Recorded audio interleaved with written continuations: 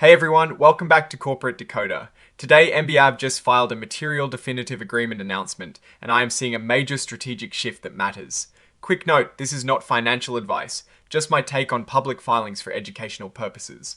This company is ditching its original merger plan and lining up new deals to survive. But there are big questions about its future. M3-Brigade Acquisition V Corp, a company that is essentially a blank check company, meaning it was formed to buy another business, has just announced a significant change of plans.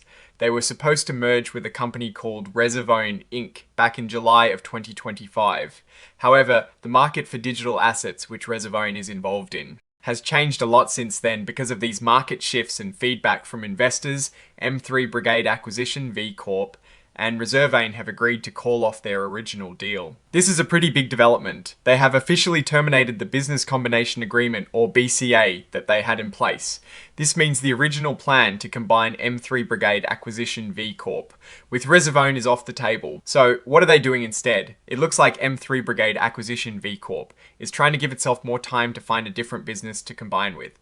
They also need funds to cover their operating expenses and pay off some debts. To do this, they're going to ask their shareholders to approve extending the deadline for finding a business combination by another year, from August 2026 to August 2027. Here is where it gets interesting. On the 12th of June 2026, the company entered into new agreements called Securities Purchase Agreements with its sponsor, Michigan 7 Sponsor LLC, and other investors. Through these agreements, the sponsor, Michigan 7 Sponsor LLC, is selling a bunch of its shares to these new investors. Specifically, they're selling over 4.2 million Class A ordinary shares for about $3.33 per share. This is bringing in about $14.25 million for the sponsor. You can think of this as a way to get some immediate cash and restructure the company's ownership. These new deals are happening at the same time as the termination of the old ones. They've also signed agreements to make sure these newly purchased shares can be registered for sale, and that the investors will be subject to some of the same rules that applied to the sponsor previously. These new transactions will go through once certain changes to the company's governing documents called the Articles are made. There are a few conditions like making sure the termination of the old agreement is still in effect.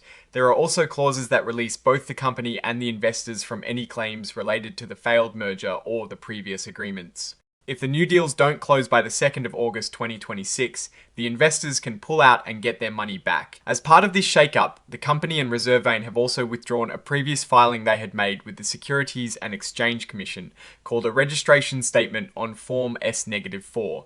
This makes sense because the original merger it was for is now off. Interestingly, some of the money the sponsor raises from selling these shares will be loaned back to the company. This is to help pay for immediate expenses, or covered expenses, as they call them. They are looking at up to $4 million for this purpose, which shows the company needs cash flow right now. Now, the company is planning a shareholder meeting. They need shareholder approval for some important changes. First, they want to extend the time they have to find a new business to combine with, pushing the deadline from the 2nd of August 2026 to the 2nd of August 2027. This gives them a full extra year. They also want to allow the company to use some of the interest earned on money held in their trust account. $1 million of this will be used for working capital and expenses, and any extra will go towards those covered expenses. They also want to change their name to Velos Acquisition I Corp and get rid of a requirement to get a fairness opinion, which is basically an expert opinion on whether a deal is financially fair. To help ensure these shareholder proposals pass, especially the extension, they've made agreements with certain investors. These voting and non-redemption shareholders have agreed not to sell back their shares, which is called redeeming them, in exchange for promises that the sponsor will transfer them up to 8 million private placement warrants. These investors are essentially agreeing to stick around and vote in favor of the company's plans, which is crucial for getting the extension approved. Again, these agreements are happening alongside the other deals. They're also tying up loose ends with registration rights for these warrants and making sure the investors are bound by certain previous agreements. The company is also planning to file a new registration statement to allow these investors to sell their shares. This shows a clear path for these investors to potentially exit their positions in the future. Just like with the securities purchase agreements, these voting agreements also include mutual releases, meaning everyone agrees not to sue each other over past agreements. As if all that wasn't enough, they've also entered into voting agreements with other unaffiliated third parties called voting shareholders. These shareholders are also agreeing to vote in favor of the company's proposed changes, which further strengthens the likelihood of the extension and other amendments passing. All these new agreements, the termination agreement, and the forms of these various contracts are being filed with the SEC as exhibits to this report. This whole package represents a significant shift in strategy for M3-Brigade Acquisition V Corp. This section essentially confirms what we've already discussed, the termination of the original business combination agreement and related sponsor agreements. It is just highlighting that this is a material event, meaning it is significant for the company and its investors. This part of the filing announces other related events. Remember that original merger with ReserveOne? They had scheduled a shareholder meeting for the 15th of June to vote on it, and then postponed it to the 18th of June. But now that the original deal is off, the board has decided to cancel that meeting altogether. They won't be asking shareholders to vote on the ReserveOne merger anymore. Instead, the company is moving forward with the new plan. They will hold that shareholder meeting we talked about earlier, but this time it is to get approval for the amendments we discussed, like the name change and the extension of time to find a new business combination. They also put out a press release on the 12th of June to let everyone know about the cancellation of the old meeting and these new developments. This is where they list all the supporting documents filed with the report, looking at the price action for MBAVW, the warrants. We see they're trading around 60 cents, but their 52-week low was around 30 cents. There have been news headlines about the warrants holding steady or slipping slightly amidst low trading volume in the weeks leading up to this filing.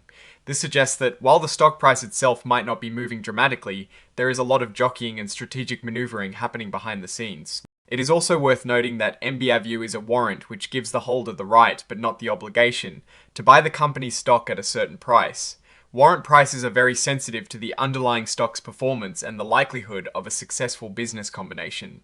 Now, let's think about the story here, M3. Brigade Acquisition V Corp was set to merge with ReserveOne Inc., but that deal fell apart due to market conditions. Instead of folding, they've secured new funding through a share sale that injects about $14 million, and they're asking shareholders to give them an extra year to find a new deal. They're also changing their name and cleaning up some of their corporate rules.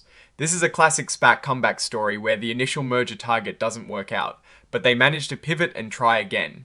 The biggest risks for a company like this are its ability to find a suitable business combination within the extended time frame.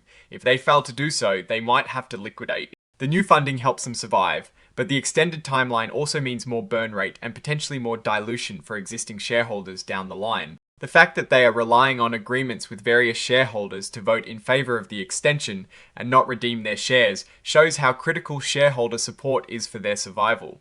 The comparable here would be any SPAC that has had to abandon its initial target and renegotiate its terms or find a new one. We've seen many SPACs struggle to find compelling targets after their initial deals fall apart, and the extended timeline often just delays the inevitable. The key will be what kind of business they ultimately target.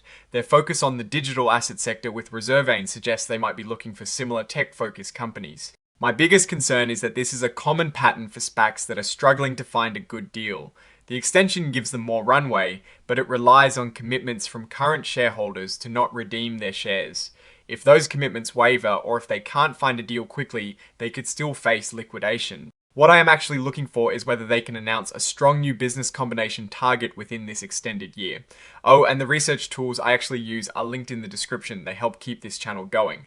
That is my take. Stay decoded. If you found this analysis helpful, hit the like button and subscribe for more. Check the Discord in the description.